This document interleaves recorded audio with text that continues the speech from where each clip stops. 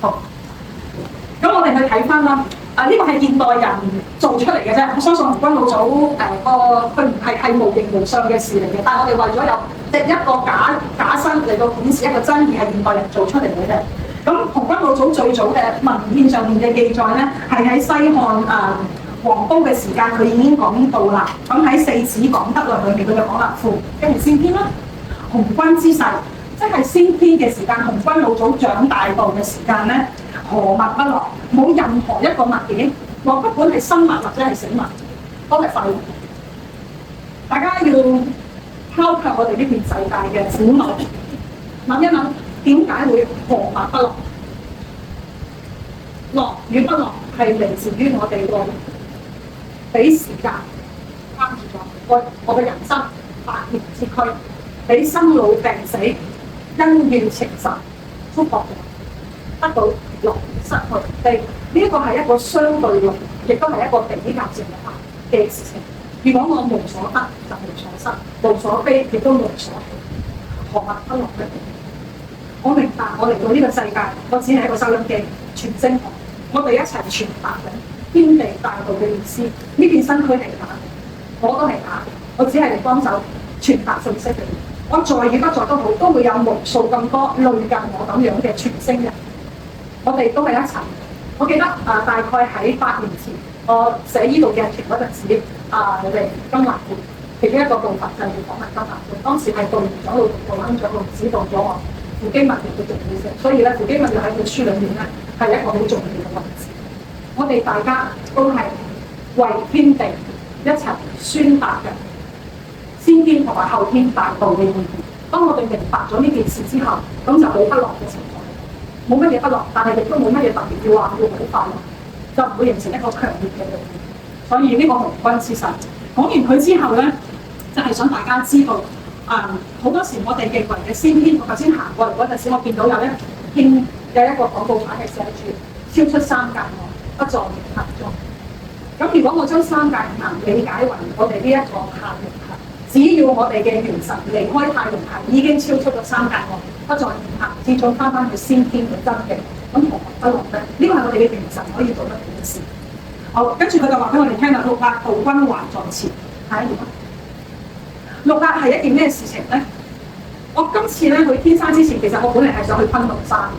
咁我去到南疆喀什，去到喀什咧，佢要我申請一張邊境離境嘅禁區紙，先至準我哋上昆崙。咁太麻煩啦，我就放棄咗去昆崙山嗰度，轉戰去北疆，日行500里至600里啊！我都發覺我可以做半隻千里馬啦，用咗5日時間由北疆喀什經過講啲咩名詞你哋會知咧？經過女兒國，經過秋前古國，然後咧就去到樓蘭，咁又再翻過天山嘅山脈，過個沙漠啦！我由沙漠上到冰川啦，上到喺天池之上，再上過1000米，天池大概係2000米嘅海拔。我由零上30度去到零下3至5度度啦。我係其實而家甩緊皮㗎，我琴日呢個條頸呢度都仲係甩緊皮。不過仲係素顏，我對我個樣有信心。我而家唔係甩緊皮啊！我琴日夜晚咧為咗嚟見你哋，我啲珍珠粉捽甩晒啲皮啊，今日冇咁肉酸啊！好啦，六壓道人係咩叫咩事咧？佢話咧，佢係昆崙下嚟嘅，萬山始祖，佢係生於昆崙之上。昆崙係一件咩事情咧？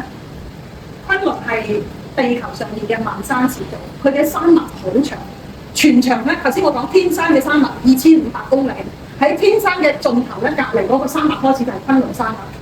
咁然後如果將中國嗰隻雞嘅地圖啦，呢邊係西藏，咁呢一邊係喜馬拉雅，呢一邊係天山，咁呢邊作翻過嚟呢度就係昆崙啦。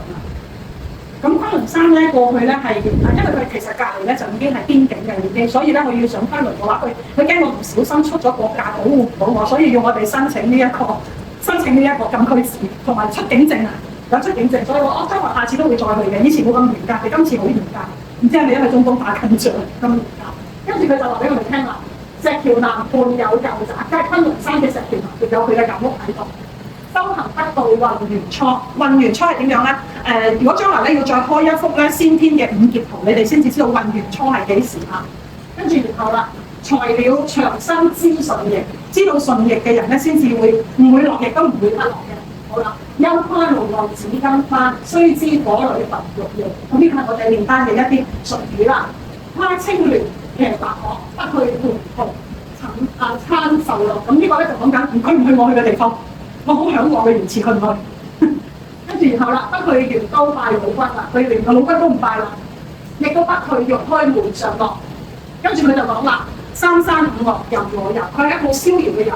咩名利啊，咩點樣繼續修練啊，佢都唔理，仙班亦都不管。咁於是咧，海島逢浪就係隨意樂啦，上去邊就邊度啦。人人稱我為仙癖，咁係點樣咧？佢唔係一個重視仙班嘅人，係一個逍遙客嚟嘅。腹內盈虛自有情啊，六壓散人親好似。佢唔係叫佢自己做道君，佢叫佢自己，我係一個散人嚟嘅，係一個逍遙人嚟嘅，我冇功課乜都忙嘅。西岐要服趙公明，咁就係當時趙公明係乜嘢咧？趙公明係我哋而家嘅北方嘅財神，即係如果你係小五路財神之首，就係騎住隻黑老虎嘅。咁我哋人講啦，前逆聖孔明方正，才也功名兼駐地。咁呢個功名係趙公明啦。但係趙公明喺未俾六壓道軍收復之前咧，殘害百姓，以人為勝，惡霸一方，咁係。六壓道軍將佢收復咗、馴服咗，佢先至成為我哋而家日日都拜嘅財神。咁佢就講咗呢件事情出嚟。咁點解用咁長嘅篇幅去講六壓咧？因為喺我哋嘅仙譜裏邊，由女媧娘娘列為做人嗰一刻，女媧咧人頭蛇身嘅，即係話佢係一條修煉成精，由精再化煉成仙嘅一個算係。喺《山海經》年代，經過長遠時間修煉而得嚟嘅一個仙班嘅先天大仙。咁然後女媧咧同埋伏羲啦，呢一個咧係我哋嘅漢墓出土嘅一個白。咁裡面就係一個就係伏羲，一個就係女媧啦。佢哋都係人頭蛇身啦。一個咧就係我哋人類嘅根源去做人出嚟，另一個就係我哋嘅文化八卦嘅開啟嘅。咁然後咧，你見到咧，佢哋嘅表前嘅狀態同我哋人類嘅 DNA 而家嘅文化生長嘅狀態係一致。佢哋嘅呢個遠古圖騰嚟㗎嚇，唔係而家畫嘅出土嘅，漢墓出土嘅。隔離呢啲咧係男神得到嘅星宿日月星辰嘅一個顯化。我哋而家睇到嘅嘢，而家探索到嘅嘢，好早我哋嘅先賢已經畫低晒、寫低晒、刻咗落嚟。翻轉頭，女媧娘娘做人嗰一刻，佢自己都係有個談。個身係成年㗎，咁我哋如果正常你去做你嘅下一代，你係咪希望你下一代同你一樣？你希唔希望我希望我個仔、我個女、我個孫同我一樣先啦。你希唔希望你做你下一代同你唔一樣？人性嘅問題嚟㗎。我諗大家都想我哋嘅仔女同我哋一樣㗎。舉手睇下，全票通過。女媧娘娘唔係，佢揀咗一個逍遙人，佢揀咗六壓嘅樣做人。佢係根據六壓道軍嘅面容身軀做咗我哋人類出嚟。佢做人嘅模型就係六壓嘅模型。嗱，佢揀佢兄弟，一個兄弟同佢兩個得人頭蛇身，佢又可以揀個獅身人面像喎，甚至揀個龍頭人身佢都得，都冇㗎。揀咗六壓嘅人做人，所以六壓道軍還在前係乜嘢咧？呢個在前就係人類之前嘅一個散仙，佢自己稱呼佢係一個逍遙散人。呢個係我哋喺仙譜裏邊人類嘅起源。我哋成日話講人生好難得㗎，你要珍惜㗎。點解？人生本嚟就係先生。原來無數嘅生靈修行嗰一刻，都要經歷一個階段，幻化人生。我哋好幸福，我哋喺累世嘅修行裏面，生來就有一張人皮。生來就已經慳翻幾千年、幾萬年苦行修煉嘅時間，得到呢張人皮。原來呢張人皮係嚟自女媧娘娘模仿六壓嘅樣子做出嚟。我哋嘅人生本嚟就係先生，歡唔歡喜？歡喜嘅俾啲掌聲我。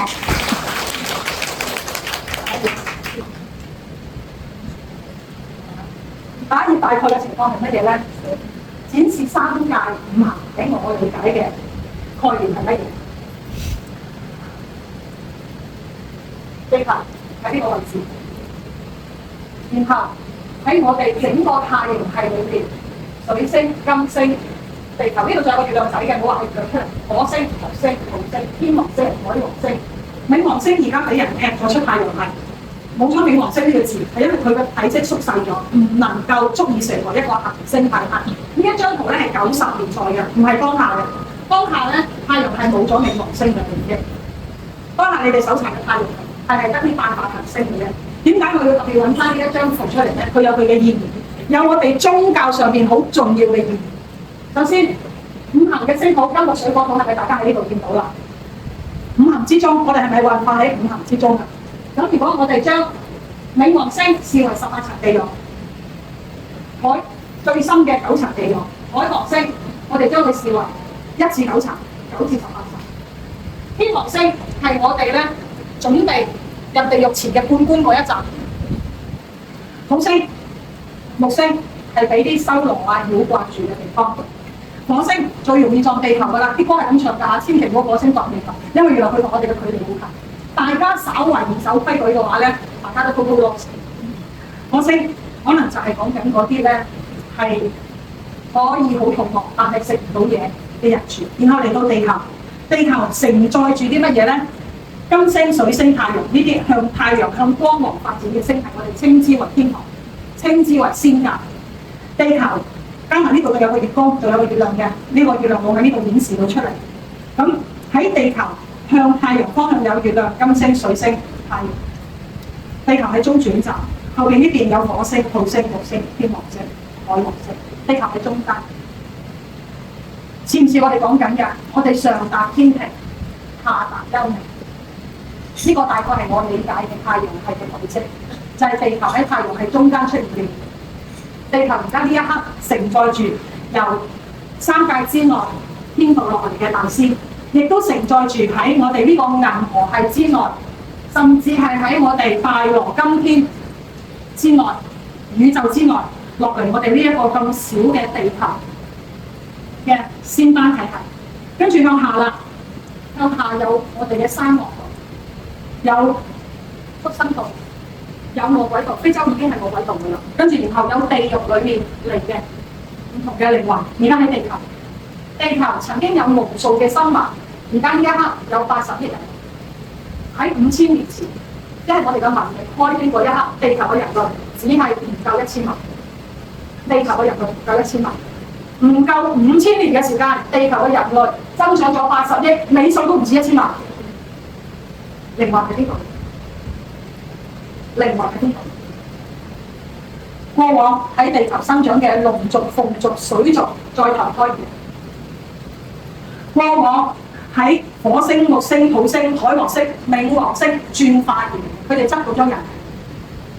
亦都有過往、現在同埋未來無數嘅大仙大神，希望將人間呢一個中轉站做好，應化身落嚟地球。地球嘅意義係好龐大嘅。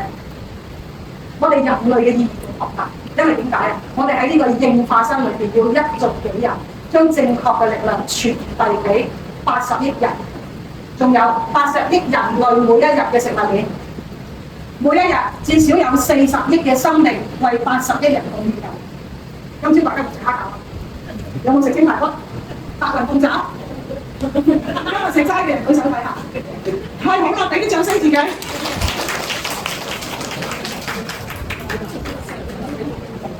你哋今日冇傷害到有靈魂嘅眾生，但係仍然有咁，我哋必須要感恩有靈覺嘅眾生為我哋放棄咗生命。嗰條菜有生命，嗰個蘿蔔有生命，嗰條豉油係要用好多黃豆熬出嚟㗎，知唔知啊？就算係礦物鹽都好，佢都係天地人化嘅精華。佢哋雖然冇靈魂，但係佢哋係有靈知、有靈覺。係我哋累世修行嘅福德，佢哋先至會成為滋養我哋身體嘅一部分，令到我哋嘅生命可以繼續走落，令到我哋繼續可以盡我哋呢個百年之軀，未必㗎嚇，可能係數十年之軀，完成我哋今生嘅事業。呢張圖裏面咧，希望大家明確到我個人嘅一個宇宙觀。喺我嘅宇宙觀裏面，地球係一個中轉站，所有人已經得到先生，但係有啲人係衣冠禽獸，因為佢真係喺畜生度啲獸性未盡。有啲人咧仲衰，禽獸都不如。咁你要理解喎，因為佢喺魔鬼度，佢喺地獄啱啱爬上嚟，佢做嗰啲事我哋諗唔到㗎。但係我可以理解，因為點解咧？佢每一日喺地獄受盡嗰啲痛苦，影響咗佢哋到人世之間個決定。佢咪做佢認為佢可以合理佢做嘅事咯，因為佢啱啱喺地獄嚟。我點解專登要留呢一張圖嚟俾大家睇呢件圖嘅重要性咧？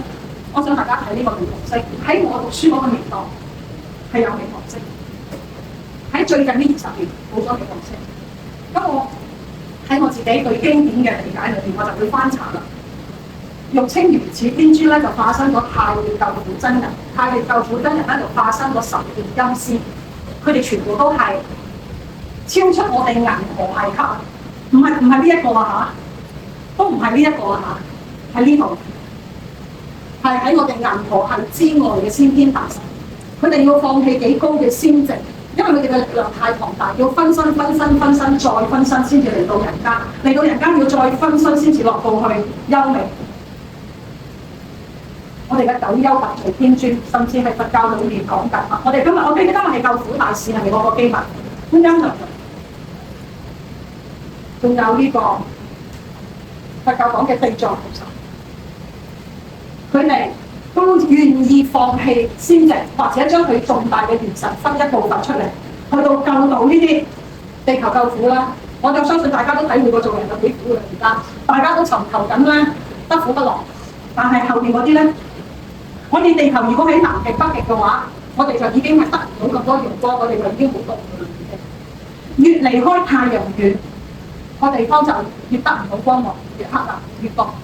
如果一場風暴，太陽喺風暴發生，我哋喺風眼嘅位置係好安全嘅，無風無浪，一片光明。越係個風暴落喺風尾，咁嗰一刻個風係咪越大得緊要啊？我用颱風嚟形容呢一個場合。換句説話講，我哋喺經文裏面見到嘅地獄裏面嘅苦況，就係乜嘢咧？就係因為佢喺一個漩渦嘅最邊緣，喺最邊緣裏面，第一個佢嘅勁度發出嚟嘅勁度係傷害性最大，然後外邊嘅力量同埋你自主嘅力量嗰個互相交疊咧，就形成咗無限嘅鋼鐵，好似不斷嘅24小時，你俾無數嘅刀劍喺度戒緊你咁樣。咁我知道貴冠都有獨命寶鑑，咁我唔使再介紹啦，大家應該睇獨命寶鑑應該知道。我想講冥王星嘅體積變小、縮小，證實咗一樣嘢，我認為祖師對地獄嘅救度成功。至少第18層地獄已經有好多個 department close 咗，因為佢哋空咗，所以冥王星嘅體系越嚟越少。咁呢啲靈魂去到邊啊？向上行。一直有一日嚟到咗人間，由幾百萬年前一路咁樣演化過嚟，而家大家都就係一種嚟嘅。而我哋每一日嘅食物鏈裏面嘅靈魂，都可能係過去幾十億年裏邊，我哋累世唔同嘅父母親人。大家要理解，假如有一日我願意為一個人放棄我嘅生命，呢個人一定係我最親最愛嘅。我哋每一日食落肚嘅嘢，都為我哋放棄緊生命。用佢嘅生命圓滿我嘅生命，另一部分佢用佢全部嘅生命去圓滿我今日呢一餐嘅需要。好，呢一個結合咗神學嘅宇宙觀，希望唔好令大家太有壓力。我哋今晚繼續食飯㗎，多謝天地，多謝過往累世姻緣啊！我繼續。